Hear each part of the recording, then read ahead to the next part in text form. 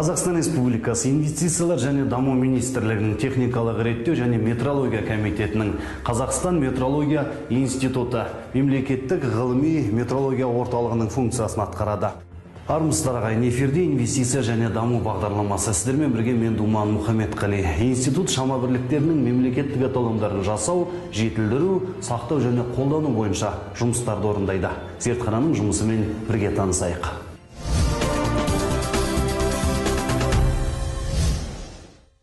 Метрология.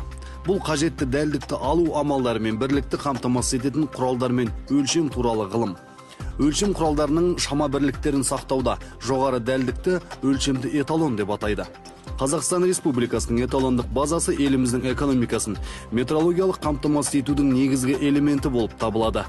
Бүгінгі таңда орталықта өлшем бірліктерін қамтитын 101 эталон бар. Негізгі метрология жүйесінде ең жоғары қатарда мемлекеттік эталондар болып саналады. Сондай эталондар мемлекет тарапынан қолдау тауып, жыл сайын модернизациядан өткізіліп тұрады. Мемлекеттік программа бойынша, соның іс-шараларына бойынша мемлекеттік эталондарды жаңа модернизация өткізетін программа жыл сайын мемлекет тарапынан көбінесе сол бюджеттің көмегімен мына эталондарды дамыттық. Халықаралық тануға келді деп айтуға болады. Сол салаларда жаңа біздің эталондар. Ол не үшін керек? Ол енді мына одан төмен өзіміздің Қазақстандағы эталондарға жаңағы өлшем бірлігін беруге атсалысады. Иә. Өлшем бірлігінің мөлшерін беруде метрологиялық тізбегінің жоғарғы түйіні эталон болып саналады. Қазақстан метрология институтында мемлекеттік бірінші және екінші реттік эталондар сақталады. Эталонда геометрия түрі бойынша мемлекеттік екінші реттік эталон бар. Бұл эталон бірінші, екінші деңгейдегі штрихтік өлшемдерді тексеруге арналған. Өлшеген кезде бізде арнайы программное обеспечение бар компьютерда.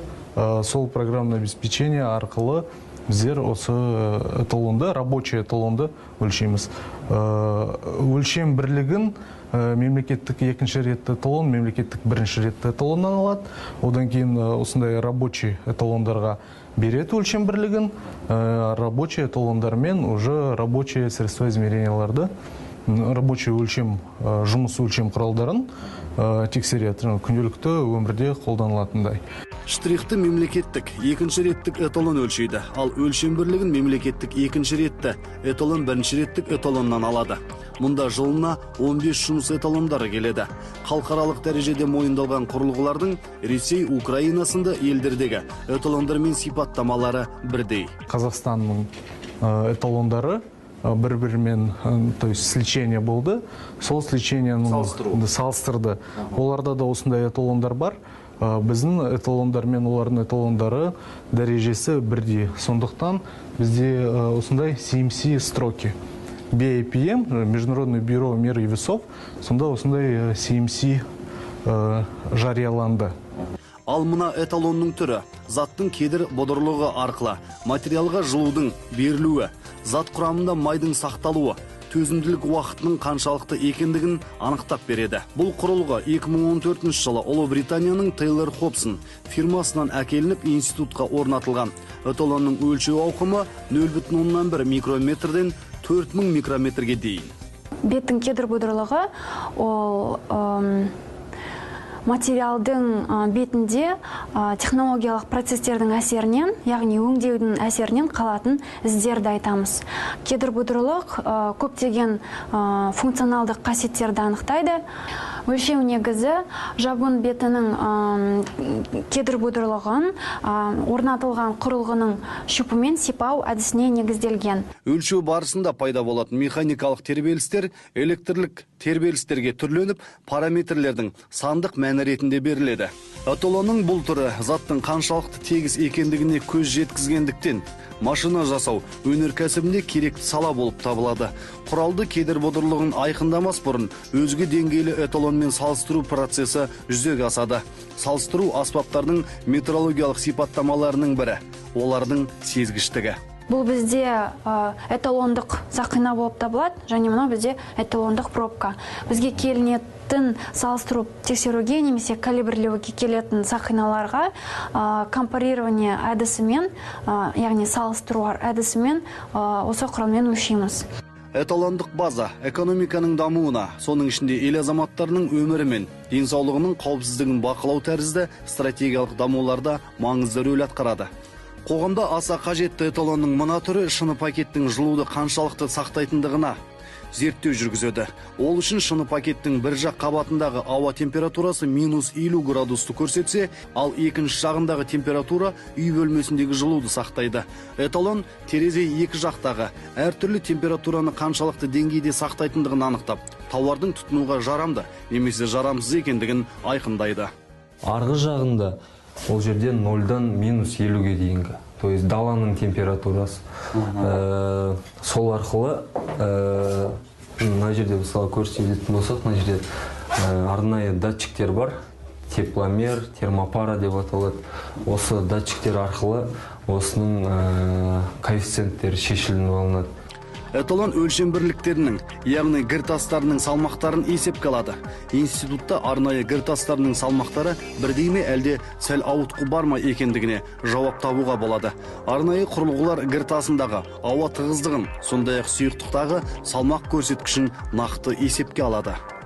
Собственно, первичным государственным эталоном является гиря из нержавеющей стали. Халықаралық заттық шама эталондарына килограммның прототипі платиндік иридиялық кіртасы кіреді. Бірақ сондай заттық эталондары бұзылу және уақытқа сай өзгеруі мүмкін. Сондықтан метрологтар таза заттардың қасиеттерін немесе табиғи дене және құбылыстарын қолданып, физикалық шамаларының бірлігін жаңғырту әдістерін табуға әрдайым ұмтылады.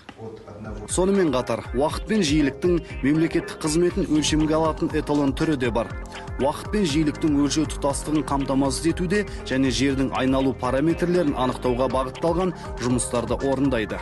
Атап айтсақ, ғарыш саласында,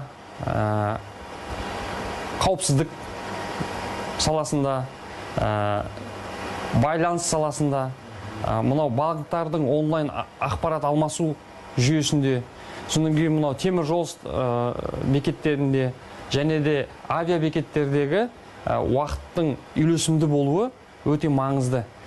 Осы салада біз аталған жылы жұмыс жоспарымызда Stratum 1 уақыт серверлерімен модернизациялау жоспарлануда. Яғни біз бүкіл Қазақстан Республикасындағы маңызды болған, стратегиялық маңызы бар мекемелерді уақыт пен жиіліктің дәл мәнімен синхронизациялап қамтамасыз ету жоспарлануда.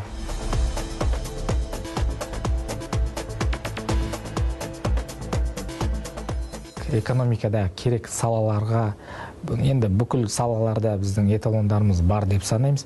Бұрында сондай проблема болған, Ресейге немесе басқа мемлекетке біздің мекемелер жаңа калибрлеу өтуге немесе жаңа бір-бірмен салыстыру дейміз, орысша поверка ғой.